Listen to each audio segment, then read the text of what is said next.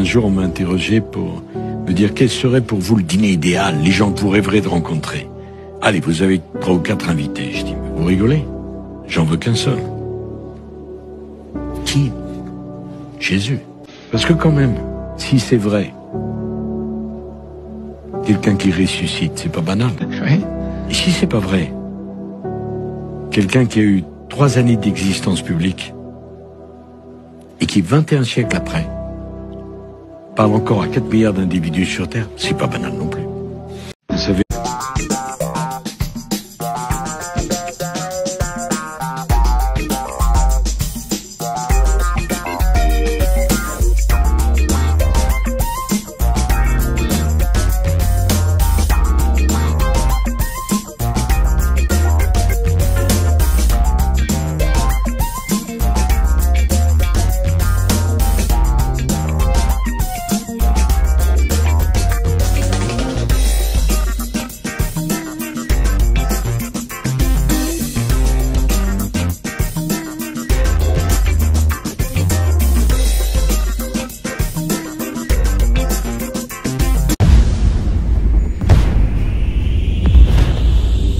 Jésus-Christ dit que le diable est un voleur.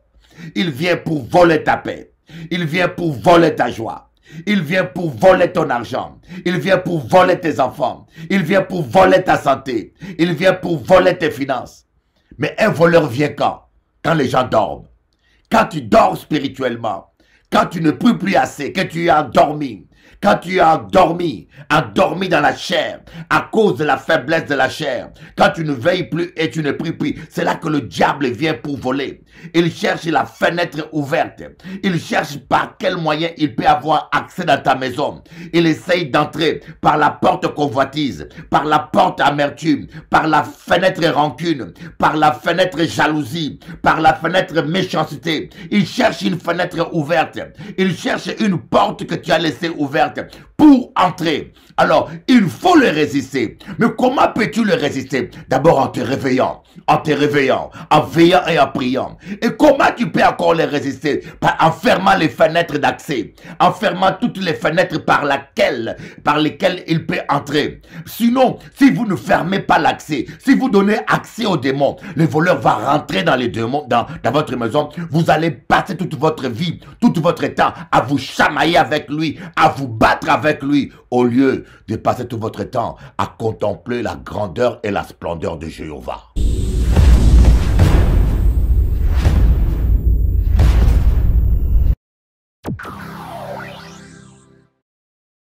Bonjour, chers amis téléspectateurs.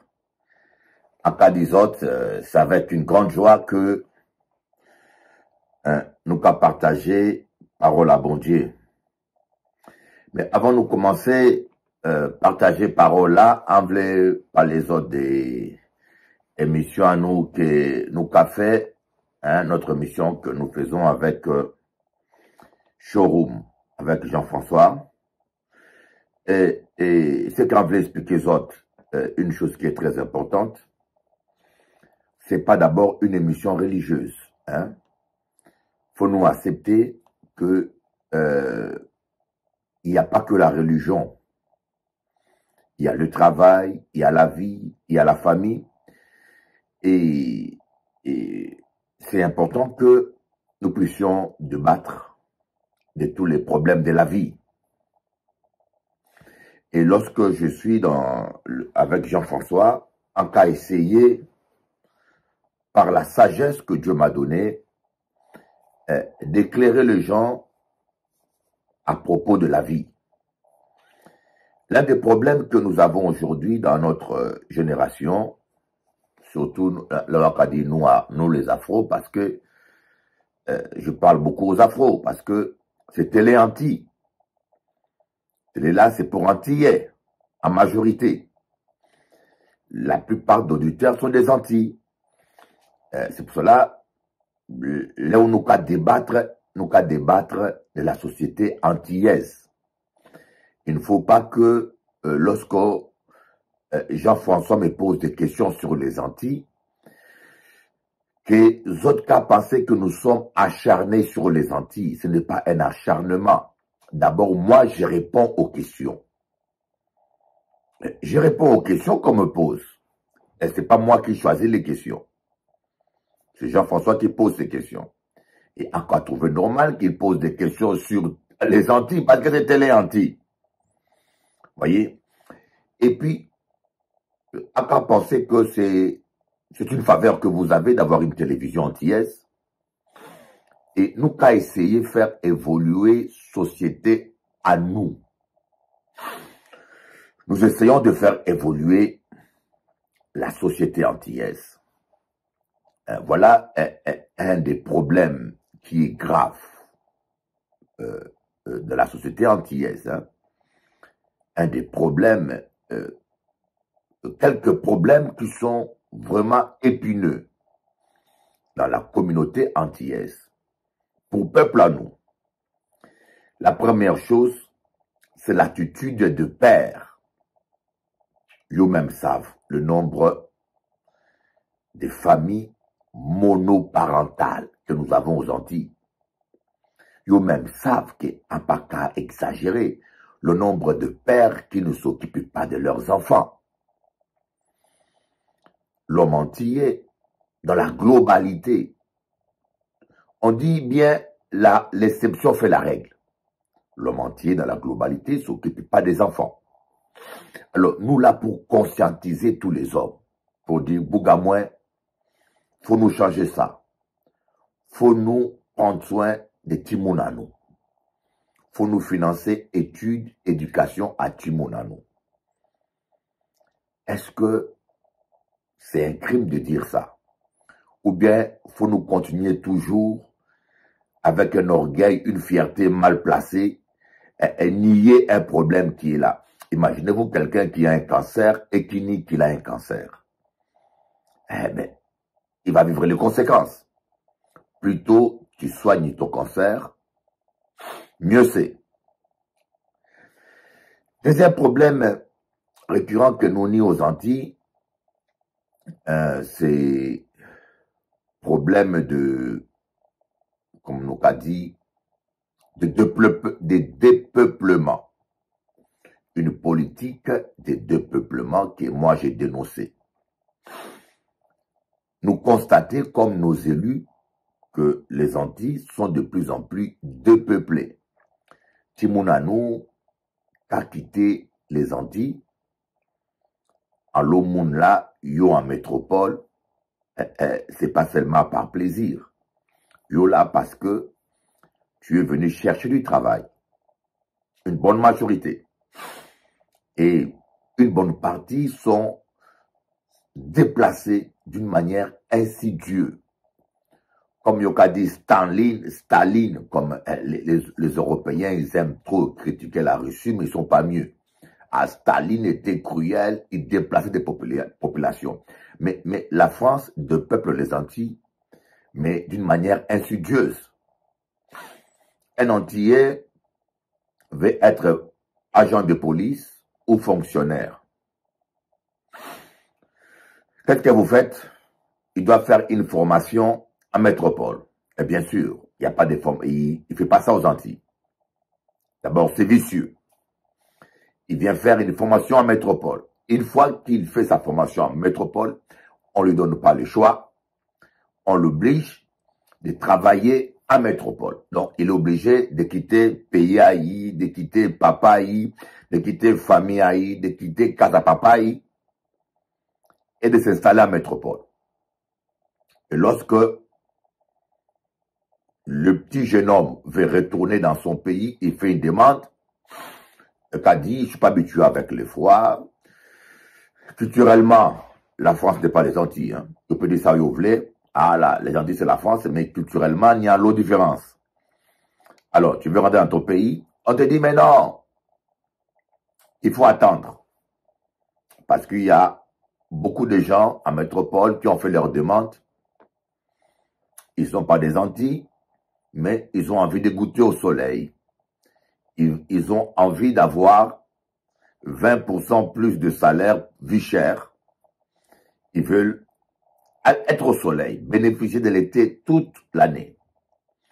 Alors, vous prenez les enfants du pays qui retournent pour de besoins humanitaires, humains même, j'ai dit humains. Il veut retrouver sa famille, il veut retrouver son pays. Combien de nos parents aux Antilles, ils ont de grandes maisons, 5 chambres vides. Hein, des parents qui sont mamies, qui sont fatigués et qui auraient voulu être avec leurs enfants. Ils ont de grosses villas, 5, 7 chambres libres. Alors Timoun-là, ici, il doit payer un studio 700 €, 1000 €, gaspiller son argent quand, dans son pays, papa et maman, ils une maison. Et on te met dans une liste, tu es 10e, tu es 12e, dans une liste où il y a... Et je trouve que, politique, là, faut que ça change, parce que même nos élites constatent que les Antilles, c'est des peuples de plus en plus. Et c'est une politique de la métropole. Vous voyez, il faut nous arrêter politique là. Voilà, c'est un sujet à débattre. Et troisièmement, le manque aussi d'éducation sexuelle. Des traditions, le père ne parle pas sexualité à son fils et la mère ne parle pas sexualité à sa fille. Et c'est ce qui fait que les hommes s'éduquent eux-mêmes. Et bien sûr, certains pasteurs trop religieux n'abordent pas le sujet. Bien sûr, c'est un sujet tabou. Et nous qu'à constater que jeunesse à nous a dérapé dans tous les sens. C'est pour cela, Yoka Vrai, moi et Jean-François, nous posons ces questions. Parce que nous qu'à chercher simplement à faire évoluer la société antillaise. Oui. Alors, pas réfléchir comme un abruti pour dire, mais pourquoi il n'est pas qu'à parler de l'Afrique? Je ne suis pas sur Télé Afrique, moi. Et pourquoi il n'est pas qu'à parler de ceci? Là, par exemple, je suis dans mon émission. Je peux aborder les thèmes que je désire. Mais quand je suis un invité, je réponds à la question de la personne aux questions de la personne qui m'invite. Et en cas trouvé normal que Jean-François puisse poser des questions par rapport à l'homme antillais et la société antillaise, parce que c'est pays haï, et il veut, c'est auditeur haï, c'est télé anti-Bougamoin. Alors il faut un peu réfléchir. Il y a beaucoup. Et troisième problème encore plus sérieux, donc troisième ou quatrième, je ne sais pas, mais le problème de chlordécone. Le taux des cancers de prostate est le plus élevé au monde aux Antilles. Le plus élevé au monde, de loin. Donc, on n'a pas besoin de prouver scientifiquement que cette population est contaminée. Avec d'autres conséquences. Des cas de débilité très élevés. Des gens qui sentent des choses qui n'existent pas, qui voient des choses qui n'existent pas. Parce que cette contaminaison, ça rentre dans les sangs et le sang va jusqu'au cerveau. C'est un crime. Pour moi, c'est un crime contre l'humanité. Je dis bien, c'est un crime de la métropole. Et cela doit être puni et dédommagé. Ça, c'est opinion à moi. Mais qu'est-ce que nous pouvons faire? C'est Henri Durumel et Jean-Claude Durumel, famille là, deux avocats là qui se battent pour tout le pays. La population ne suit pas. La population ne suit pas. On ne manifeste pas, on ne fait rien, on est assis et on laisse deux personnes isolées se battre pour nous. Qu'est-ce que moi peux dire? À poser une question, qu'est-ce que moi peux faire et qu'est-ce que moi peux dire? Et les deux personnes, enfants du pays, qui se battent, qui nous défendent, ils n'ont aucun soutien. Mais si tous les Antillais de la métropole, on faisait une marche, on bloquait le Parlement, on manifestait à Pédiou, les médias vont en parler, le problème sera pris plus au sérieux comme actuellement quoi.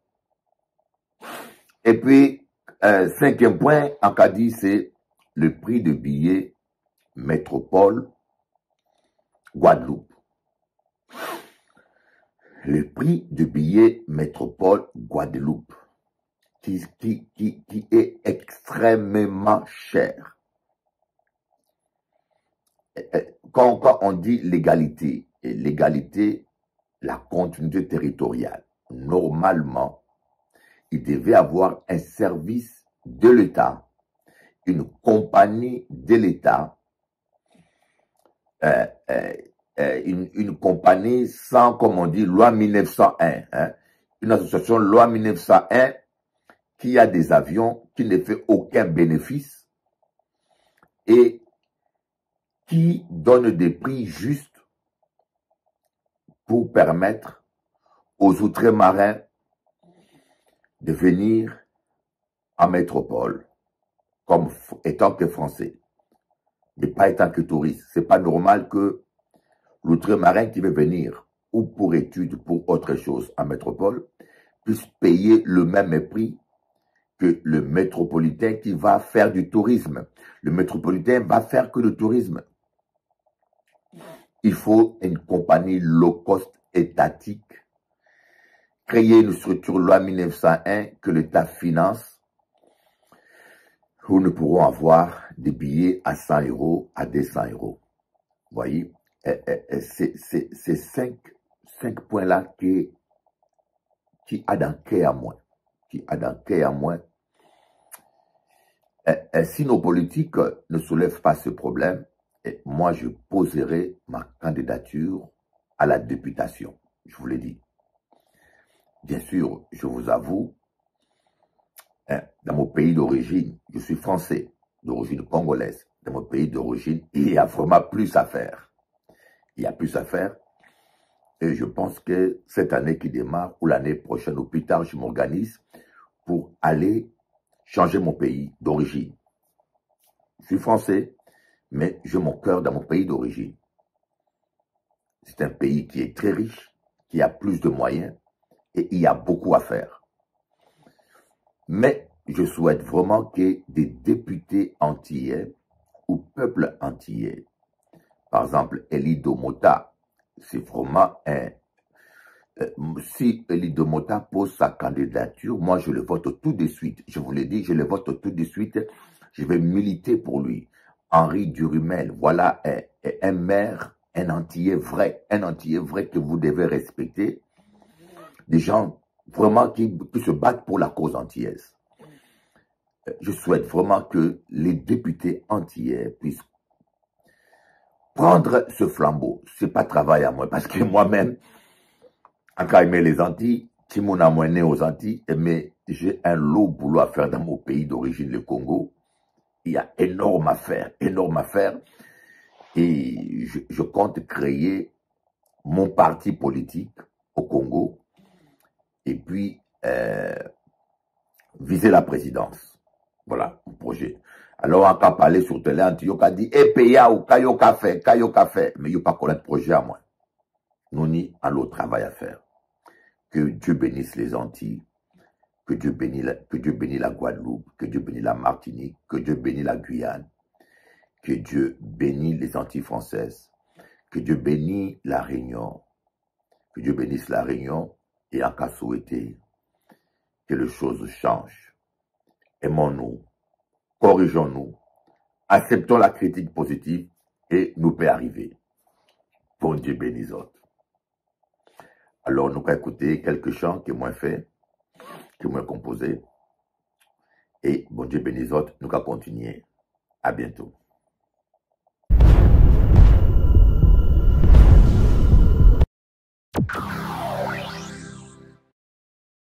Alors, bonjour, chers amis. Maintenant, nous allons parler de la parole de Dieu, la parole de vie. Nous allons lire dans Jérémie, dans Josué chapitre 1, le verset 9. Ne t'ai-je pas donné cet ordre? Fortifie-toi et prends courage. Ne t'effraie point et ne t'épouvante point, car l'Éternel, ton Dieu, est avec toi dans tout ce que tu entreprendras. Ne t'ai-je pas donné cet ordre? Fortifie-toi et prends courage. Ne te effraie point et ne t'épouvante point, car l'Éternel ton Dieu est avec toi dans tout ce que tu entreprendras. Livre de Josué, le chapitre 1, et nous allons le verset 9. Alors nous allons lire un deuxième verset, et qui est important aussi pour nous, c'est Jérémie chapitre 1, verset 19. Jérémie chapitre 1, verset 19. Qu'est-ce que Jérémie chapitre 1, verset 19 dit? En caliposote, ils te feront la guerre, mais ils ne te vaincront pas, car je suis avec toi pour te délivrer, dit l'Éternel. Parole à Dieu, parole à bon Dieu vraiment claire. Vous voyez, la peur, c'est quelque chose de négatif. La peur bloque notre foi. La peur paralyse ta foi. La peur t'empêche même d'oser ce que tu peux oser. Nous allons voir dans la parabole des talents. La parabole des talents, Jésus va dire, un homme, avant de partir, a confié des talents à ses serviteurs.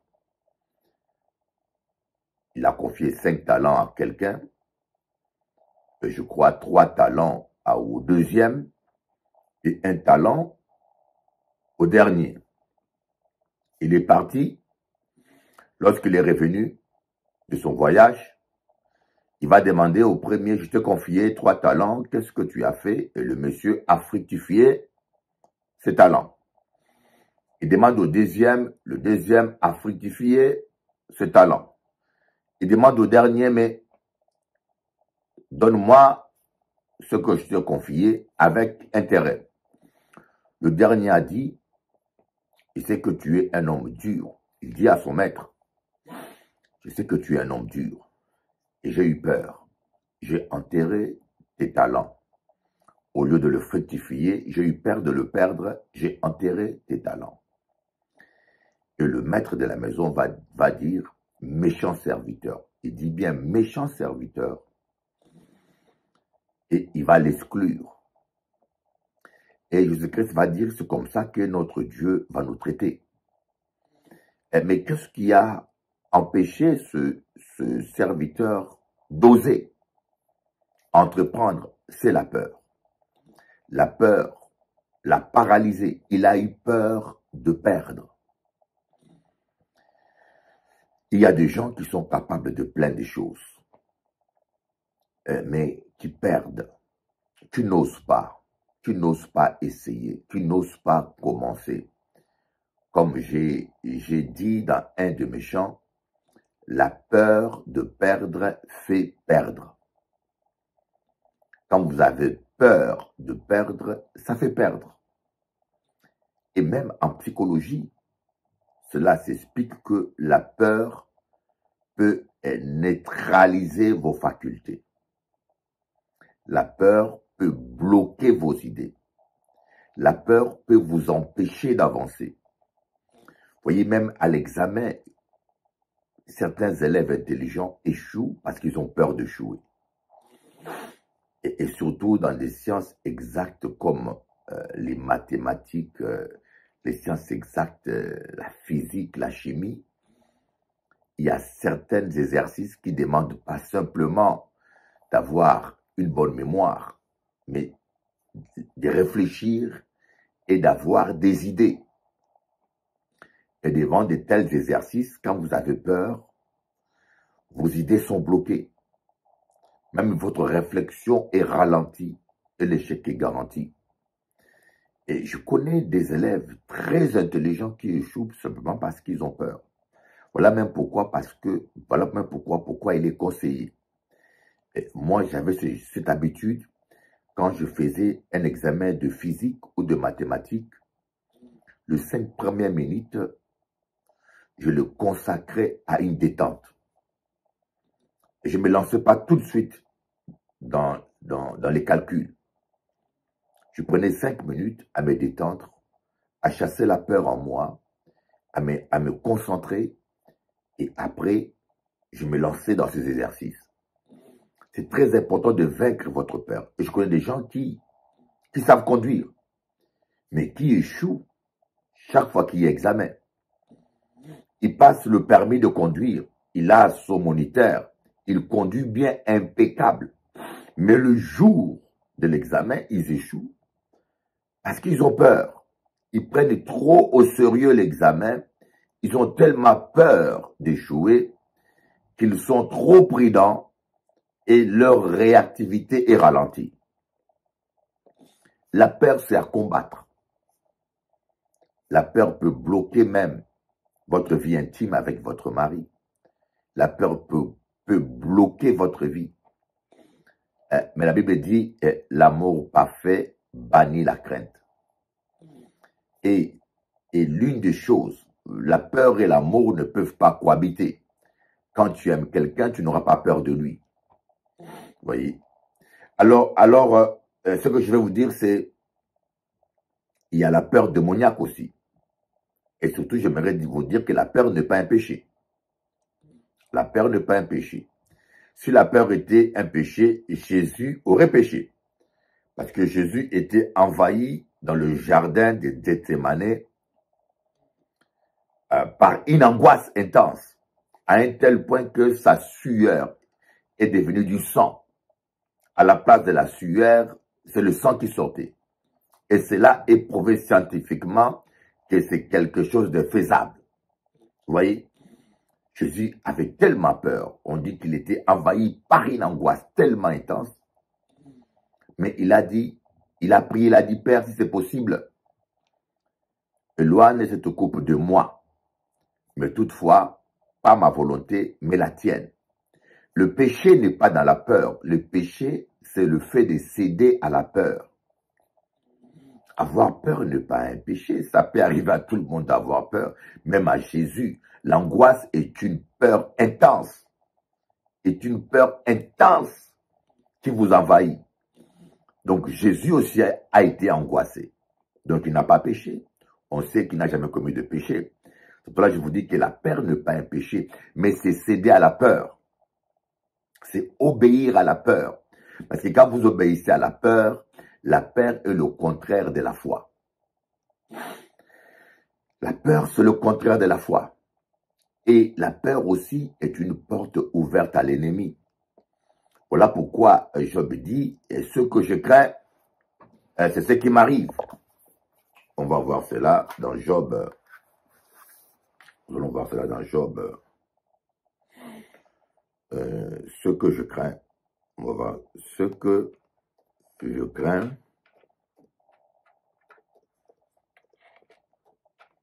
C'est ce qui m'arrive. On va voir ça. Job 3, verset 25. Job 3, verset 25. Job 3, verset 25, il dit, je lis pour vous, ce que je crains, c'est ce qui m'arrive. Ce que je redoute, c'est ce qui m'atteint. Pourquoi? Parce que la peur est une foi négative.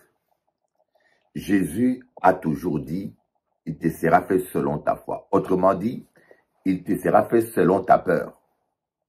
C'est un peu ce que Job a dit. Ce que je crains, c'est ce qui m'arrive.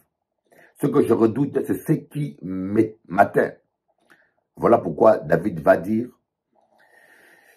même quand je traverserai la vallée de l'ombre de la mort, je ne craindrai aucun mal. Pourquoi? Parce que craindre quelque chose, c'est donner l'accès à la chose. Quand vous avez peur de la mort, vous donnez l'accès à la mort dans votre vie.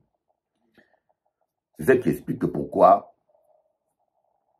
certaines personnes qui ont les cancers, par exemple, ou qui ont des maladies mortelles qu'on a du mal à traiter, sont parfois difficilement guéries. Pourquoi? Parce que lorsque les gens ont cette maladie, automatiquement, ils pensent à la mort et parfois, ils cèdent à la peur. Et en cédant à la peur, ils ouvrent une porte à la mort. Et même parfois, les prières n'apportent pas la guérison. Parce que Dieu a des principes qu'il ne peut pas contredire. Il agit par ta foi. Même Jésus-Christ, dans son village natal, il n'a pu faire aucun miracle. Même Jésus, le Dieu Tout-Puissant, dans son village natal, il n'a pu faire aucun miracle à cause de l'incrédulité, de la peur, des doutes des gens. Il a pu seulement imposer les mains à quelques personnes et a guéri quelques personnes. Donc, la peur empêche à Dieu d'agir dans votre vie. Voilà des gens, des fois, le cancer n'est pas plus fort que la grippe. Si Dieu guérit la grippe, il guérit le cancer. Si Dieu guérit les maux de tête, il guérit la diabète. Aucune maladie n'est trop dure devant notre Dieu.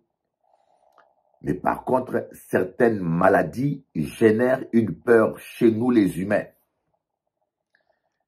Certaines maladies nous font tellement peur, elles nous font penser à la mort, que même quand on prie pour nous, l'onction n'arrive pas à agir parce que la peur empêche à Dieu d'agir. Dieu est limité par notre foi. Il dit, si tu crois, tu verras la gloire de Dieu. Si tu crois.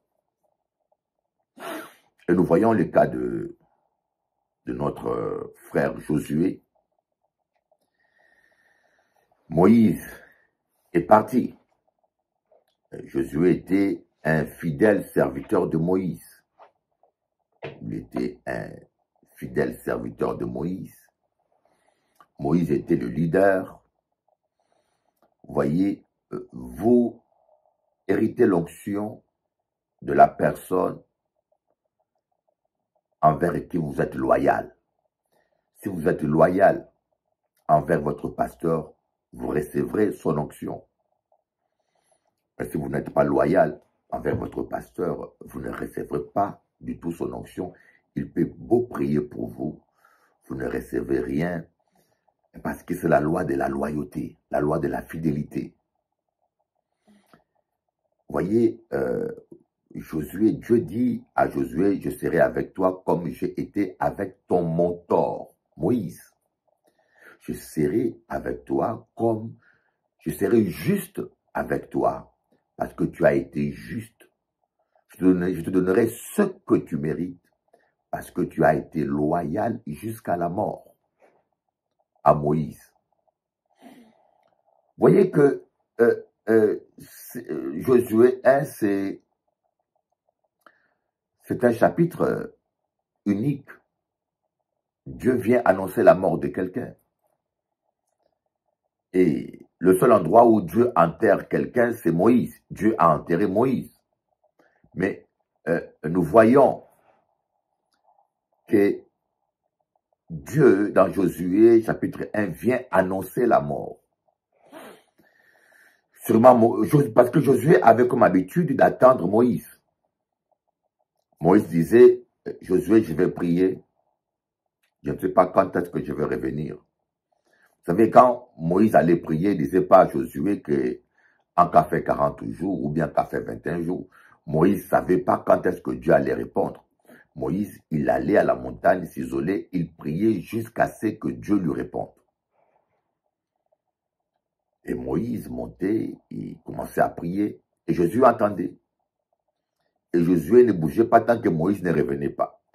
Et cette fois-là, Moïse est mort. Dieu l'a enterré. Et Josué était toujours là, en train d'attendre Moïse. C'est là que Dieu va dire, je descends, informer Josué, ça ne vaut pas la peine qu'il reste là. Et Dieu dit à Josué, écoutez, Josué, mon serviteur Moïse, il est parti. Ne t'inquiète pas. Je serai avec toi comme j'ai été avec Moïse. Nul ne tiendra devant toi. Toute ta vie, nul ne tiendra devant toi. C'est puissant. Hein? Nul ne tiendra. On a vu ce verset qui dit, ils te feront la guerre, mais ils ne l'emporteront pas. Les gens vont te faire la guerre. Ils vont te faire des cancans. Ils vont te trahir. Ils vont te faire de méchanceté. Mais ils ne l'emporteront pas sur toi. Quelle promesse extraordinaire que notre Dieu nous fait. Ils ne l'emporteront pas. Comme dit la parole de Dieu, 10 000 tomberont à ta droite, 1000 à ta gauche. Ils vont venir t'attaquer. Ils prendront un seul chemin pour t'attaquer, mais pour fuir, ils vont s'enfuir sur 1000 chemins. Donc, ce que ça veut dire, autrement dit, ça sera la débandade. Et Dieu te dit, toute arme forgée contre toi sera brisée. Est-ce que Yoka pensait que Dieu a menti? Toute arme forgée contre toi sera brisée. Ça peut être les rumeurs, ça peut être les cancans, ça peut être la méchanceté, mais tout ce qu'on fera contre toi, Dieu te dit, cela sera brisé. N'est-ce pas merveilleux ce que notre Dieu dit dans sa parole? Toute arme forgée contre toi sera brisée. Parce que Dieu est Dieu. Parce que Dieu est capable. Parce que Dieu est grand. Parce que Dieu est puissant. Parce que Dieu est merveilleux. Parce que Dieu est fidèle à sa parole. Il faut que tu chasses la peur de toi. Malheureusement, beaucoup de gens vont jamais oser ce dont ils sont capables, simplement parce qu'ils ont la peur. Tu n'oses rien, n'a rien. Et Josué avait la peur. Dieu a donné à Josué la capacité, le pouvoir. Voilà pourquoi Dieu lui a dit, ne t'ai-je pas dit, ne t'ai-je pas dit cette recommandation, cet ordre, ne t'ai-je pas donné cet ordre, ne crains point, ne t'épouvante point, car je suis avec toi, comme j'ai été avec Moïse. Je suis avec toi partout où tu iras. Je combattrai avec toi. Je te défendrai. Moi, le Dieu Tout-Puissant, je suis avec toi. Aujourd'hui là, je voulais simplement dire aux gens de chasser la peur de la faillite, la peur de la maladie, la peur de la mort, la peur du lendemain. Parfois, un simple courrier recommandé nous fait paniquer. Parfois, moi, j'avais un courrier recommandé, après 10 autres, cela m'a inquiété. J'avais eu un courrier recommandé, j'étais dans des inquiétudes, vraiment, je m'inquiétais. Je m'inquiétais parce que aujourd'hui, quand vous avez un courrier recommandé, c'est rarement des bonnes nouvelles. Hein? Et c'est là que je me suis rendu compte quand même, il y avait une certaine peur en moi, que je ne devais pas avoir cette peur. Vous savez, la peur peut être le résultat du traumatisme. La peur nous empêche d'aller à l'offensive. Voyez, David n'avait pas peur, il est allé à l'offensive. Vous savez, il y a des combats où le premier attaqué gagne. Écoutez-moi bien, il y a des combats où le premier qui attaque gagne. Le premier qui surprend l'autre. Il y a tellement égalité de force d'un côté comme de l'autre que le premier qui surprend l'autre prend un avantage des fois irrécupérable, irrattrapable. Parfois, on a peur d'attaquer, mais David n'a pas eu peur. toute l'armée d'Israël avait peur devant Goliath. Les frères de David, malgré leur expérience militaire, avaient peur de Goliath. Mais David n'avait pas peur. David a dit, qui est cet incirconcis qui ose défier l'armée du Dieu Tout-Puissant? Vous savez, des fois, parfois, la peur est entretenue par nos échecs du passé.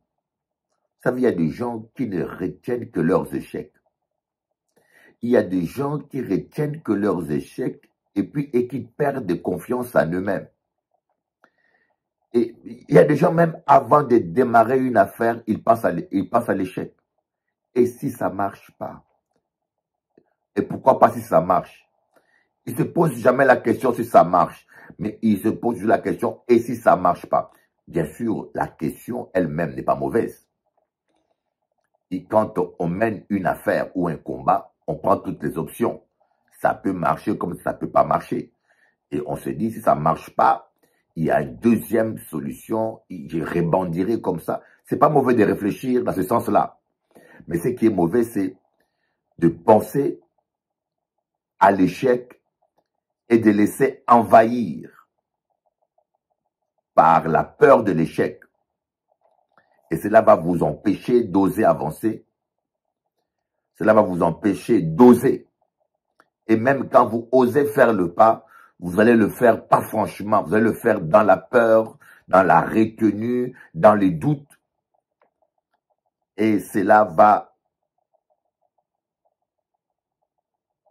vous amener parfois à échouer. C'est pour cela, en cas de souvent, la peur de l'échec nous amène à l'échec. La peur de perdre fait perdre. Vous devez chasser la peur en vous. David n'a pas eu peur. David, lui, plutôt, il s'est rappelé de ses réussites. Et puis aussi, c'est important de ne pas être entouré par de peureux.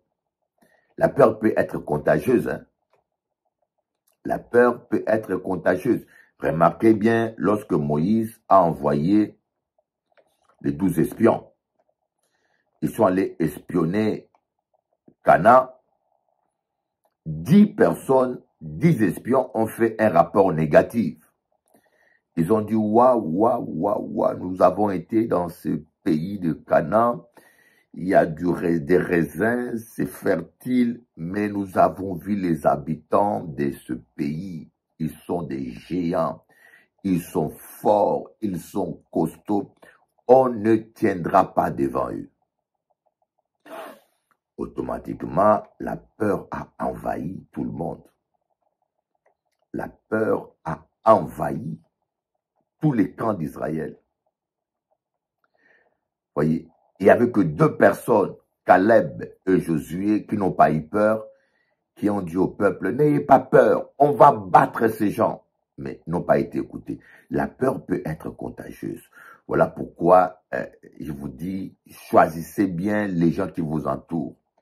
Si vous êtes entouré de peureux, vous voulez ouvrir un magasin, et lui, il a ouvert 3 magasins, il a échoué, il vous dira, mais ça marche pas, ça marchera pas, si ça n'a pas qu'à marcher, si ça.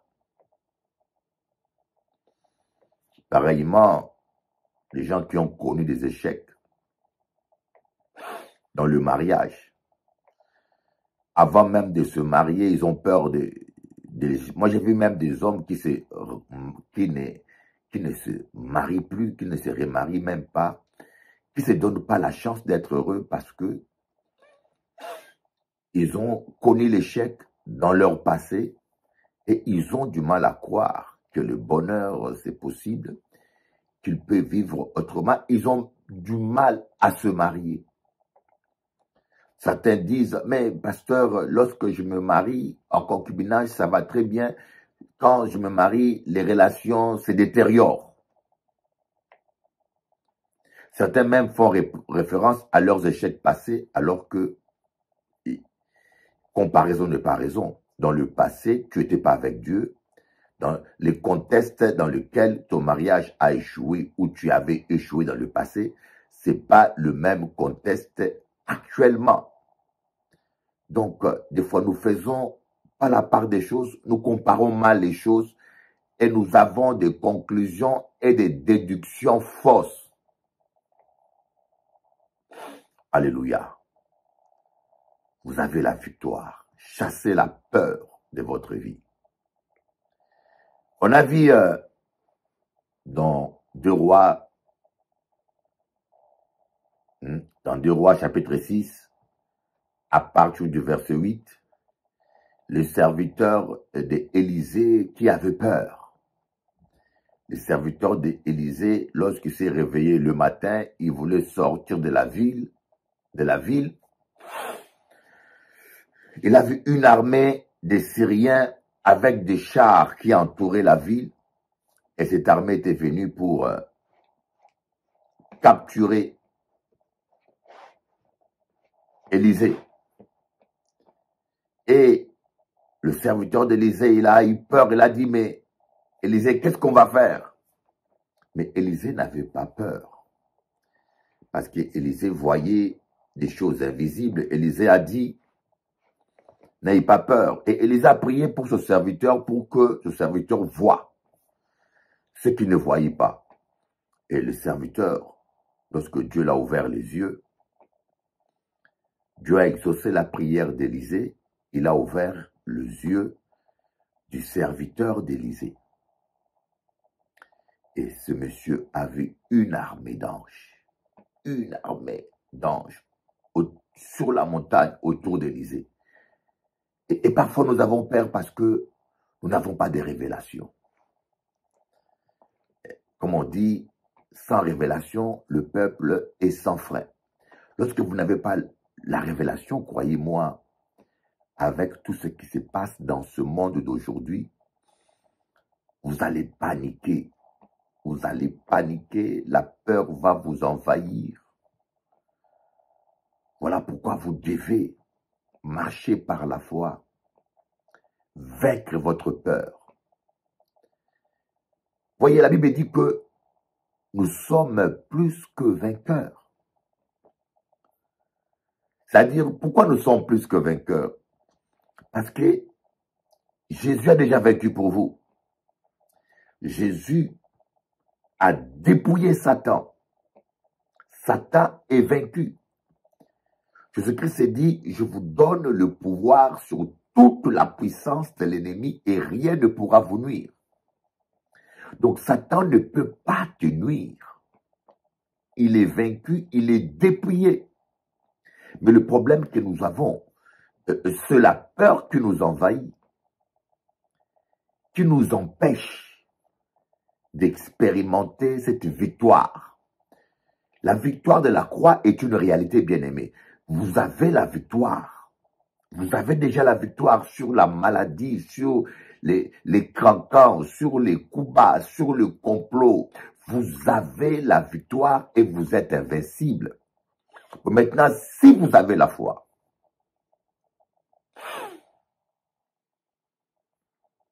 cette victoire va devenir réalité. Mon juste vivra par la foi. Mais si vous avez la peur, c'est fini. Je me rappelle d'une histoire. Vous voyez, d'une histoire, quelqu'un, un homme a laissé son enfant dans la maison. Un homme a laissé son enfant dans la maison. La maison était blindée. Vous savez, en Afrique, ou à Saint-Domingue, les maisons sont blindées. Quand je vous dis blindées, ce n'est pas des aluminium, hein, comme vos stores en aluminium. C'est du vrai fer.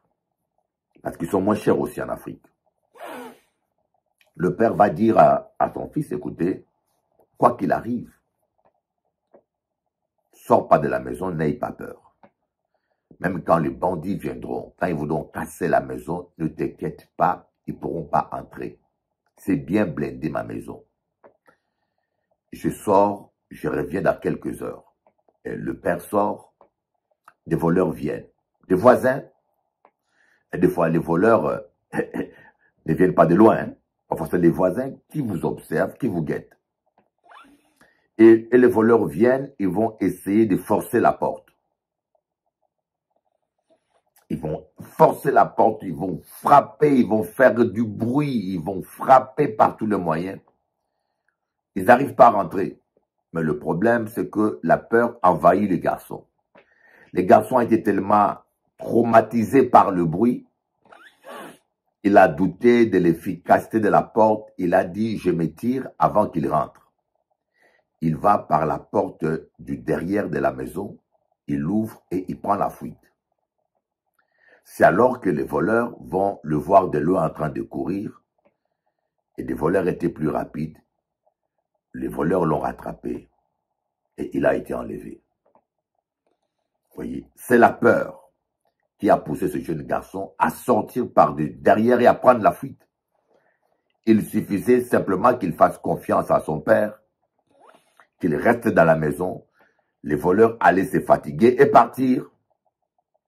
Parce qu'il a eu peur, il a cédé à la peur, lui-même s'est exposé. Cela illustre un peu la vie chrétienne. Jésus-Christ, le Fils de Dieu, a vaincu pour toi et moi. Jésus a vaincu les démons, Jésus a vaincu la sorcellerie. Mais c'est la peur qui fait que nous sortons à l'ombre du Tout-Puissant. Celui qui est à l'ombre du Tout-Puissant, celui qui est à l'abri du Tout-Puissant, repose sous la protection de Dieu. Tu ne craindras ni la flèche, ni la contagion, aucun malheur ne t'atteindra, aucun fléau. Voyez? Tant que tu restes dans la maison, dans l'obéissance, dans la parole, ils ne pourront pas t'atteindre. Mais c'est parce que parfois, nous cédons à la peur. Et lorsque nous cédons à la peur, j'ai vu une femme qui a peur que son fiancé s'en aille et il va coucher avec lui. Elle me dit, j'avais peur qu'elle s'en aille. Et des fois, nous avons peur de perdre. Et la peur nous pousse à prendre des raccourcis parfois, qui sont en dehors de la parole de Dieu. Et voilà comment nous sommes plus que vainqueurs. Mais c'est les échecs que nous vivons. Voyez l'histoire des enfants d'Israël lorsqu'ils sont arrivés devant la mer. Ils ont parcouru des jours et des jours dans le désert. Ils arrivent devant Canaan. Ils auraient dû rentrer. Mais la peur les a empêchés de vivre les promesses de Dieu. Combien de promesses Dieu nous fait, des fois nous ne la vivons pas. On dit, ah mais Dieu m'a promis ça, et je ne comprends pas. Cela ne s'est pas réalisé, mais Dieu m'a promis ça, je ne comprends pas. Je n'ai pas vu cela s'accomplir. Dieu m'a... Mais c'est parce que parfois, nous laissons la peur prendre la première place dans nos vies. Vous devez chasser la peur. Refuser de vivre dans la peur. Alors, vous me direz, mais comment vaincre la peur? Comment vaincre la peur? La première chose, vaincre la peur, c'est faire taire vos émotions. Refuser de céder à la chair. Crucifier la chair. Quand vous êtes rempli du Saint-Esprit, crois-moi, plus les tendances de la chair sont opposées aux tendances de l'esprit. Plus vous êtes rempli de l'esprit, moins la chair, vos émotions auront le dessus sur vous. Plus l'homme extérieur se détruit, plus l'homme intérieur se renouvelle. C'est ce que dit l'apôtre Paul. Et l'homme extérieur se détruit par le jeûne et la prière. Quand vous jeûnez, vous priez, et quand vous ne cédez pas aussi à la chair va commencer à perdre son emprise sur vous. La chair, c'est comme une plante. Plus elle est arrosée, plus elle pousse, et plus ses racines pénètrent bien le sol. Et il sera difficile à déterrer. Plus vous cédez à la chair, c'est-à-dire plus vous arrosez une plante, plus vous obéissez à la chair, voyez. Vous obéissez à la fornication, vous obéissez à la colère, vous cédez à la colère, et plus la chair aura de l'emprise sur vous. Et les gens charnels, ce sont des gens qui sont souvent esclaves de leurs émotions et qui ne savent pas résister à leurs émotions. Donc la première chose, crucifiez la chair et laissez le Saint-Esprit vous remplir. La deuxième chose, confessez la parole de Dieu. Appuyez-vous sur la parole de Dieu. Devant certaines circonstances, déclarez la parole de Dieu. La troisième chose, rappelez-vous de vos victoires. Les échecs, enterrez-les, oubliez-les. Retenez les bonnes leçons, parce qu'il y a certains échecs qui nous apprennent des choses, mais enterrez-les. Voyez, David, quand il est arrivé devant Goliath, il s'est rappelé qu'il avait vaincu un lion, tué un lion, un ours. Mais sûrement, il a eu des échecs. Sûrement, son père l'avait sous-estimé. Mais il ne s'est pas rappelé il n'a pas dit à Goliath, mon père m'a sous-estimé, ne me croyez pas fort. Non. Il s'est rappelé de votre victoire, de ses victoires. Et puis, pour vaincre la peur, souvent parler en langue. Parler en langue. Demander l'aide du Saint-Esprit. Il y a des situations devant lesquelles vous pouvez avoir la bonne volonté, mais si le Saint-Esprit ne vous aide pas, vous ne pourrez pas résister. Voilà un petit peu ce que je voulais partager avec vous sur la paix. Que Dieu vous bénisse et tenez bon.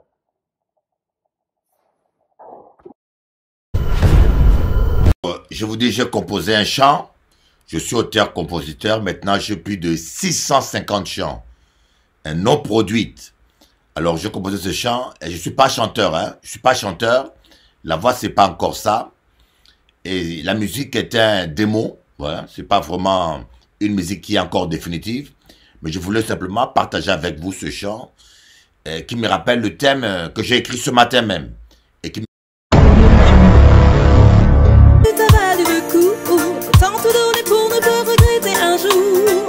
C'est toujours la même rengaine, toujours la même scène. Je lève les yeux au ciel, ébloui par le soleil. C'est toujours la même rengaine, toujours la même peine. De mes larmes le sel cristallise au réveil. Je crie ton nom. De mes larmes le sel cristallise au réveil. Et je crie ton nom. Je lève les yeux au ciel, ébloui par le soleil. Désolé de te décevoir si j'exprime mon désaccord. Ni aveugle, ni sourd, ni bavard, on a juste envie d'y croire. Autant nous dire si la lutte a valu le coup, autant nous donner pour ne pas regretter un jour. Le temps nous dira si la lutte a valu le coup, autant tout donner pour ne pas regretter un jour. C'est toujours la même rengaine, toujours la même peine. Je lève les yeux au ciel, ébloui par le soleil. C'est toujours la même rengaine, toujours la même scène. De mes larmes le sel cristallise au réveil. Et je crie ton nom. De mes larmes le sel cristallise au réveil. Et je crie ton nom. Je lève les yeux au ciel, ébloui par le soleil. Que diras-tu si un jour tu vois que c'est nous qui avions raison? J'exprime juste mon désaccord. Pour ce jour, laisse-moi ce soir. Dans l'espoir, laisse-moi y croire. Et tant pis si j'ai tort. Je lève les yeux au ciel, ébloui par le soleil. De mes larmes le sel cristallise au réveil. Sans que ton cœur bat, je lève les yeux au ciel, ébloui par le soleil. Pour l'amour, de mes larmes le sel cristallise au réveil. Sans que ton cœur bat, je lève les yeux au ciel, bats-toi pour l'amour. De mes larmes le sel cristallise au réveil.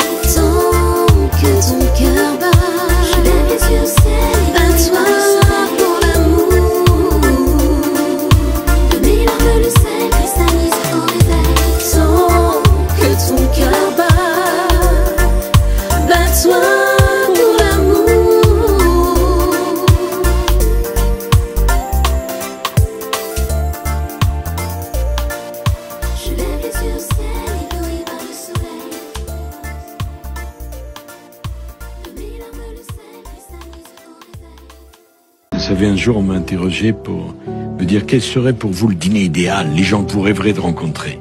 Allez, vous avez 3 ou 4 invités. Je dis, mais vous rigolez? J'en veux qu'un seul. Qui? Jésus. Parce que quand même, si c'est vrai, quelqu'un qui ressuscite, c'est pas banal. Oui. Et si c'est pas vrai, quelqu'un qui a eu 3 années d'existence publique et qui, 21 siècles après, parle encore à 4 milliards d'individus sur Terre, c'est pas banal non plus.